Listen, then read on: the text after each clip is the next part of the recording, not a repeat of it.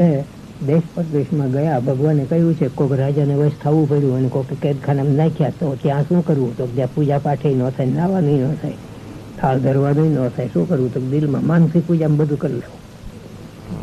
જેલમાં બેઠા બેઠા વખત મળે કે આ ઠીક કર્યું છે, રાજાને ત્યાં આવીને બેસીને આપણને કોઈ બોલાવતું નથી, લેવાની દેવા 8 વાગ્યા તાર બેડી થોડી કામકાજ કરાવે, ત્યાં સુધી 2 કલાક તો નવરો છું, માંડવું ભગવાનની મૂર્તિ ચોટલીથી આરંભીને નખુથી જોવા, પછી ભગવાનની સેવા કરવી. ભગવાન પોઈડા છે એટલે જાગ્યા એટલે મેં ગરમ પાણી કર્યા, તેને નવાર્યા, તેલ પ્લેટ ચોળ્યા, ભગવાનને ધોતિયા આપ્યા, કપડાં આપ્યા, સારા સારા હાર પહેરાવ્યા ભગવાનને, સોના રૂપાના મણીના તોરા હારને લટકાવ્યા. કેમ જાણે 16 વર્ષનો નાનકડો રૂપાળો ભગવાનનો ચહેરો હોય એવો સુંદર ચહેરો બનાવી દેવો, એને ટીલા ટપકા કરવા, એની સામું નાચવું, ગાવું, રમૂજ કરવી, એમ ભગવાન ખુશી થાય છે.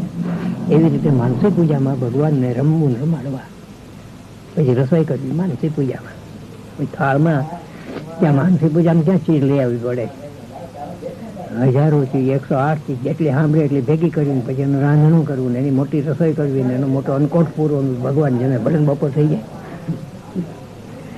બધું ભગવાન જમતા જાય છે, મને કટકી આપતા જાય છે, હું જમતો જાઉં છું. એમ જ્યાં બપોર સુધી કરે ને ત્યાં એ ધરાય છે. માટે પ્રભુની એવી માનસી પૂજા કરવી દરરોજ, ભલે 5 મિનિટ, 10 મિનિટ, અડધો કલાક.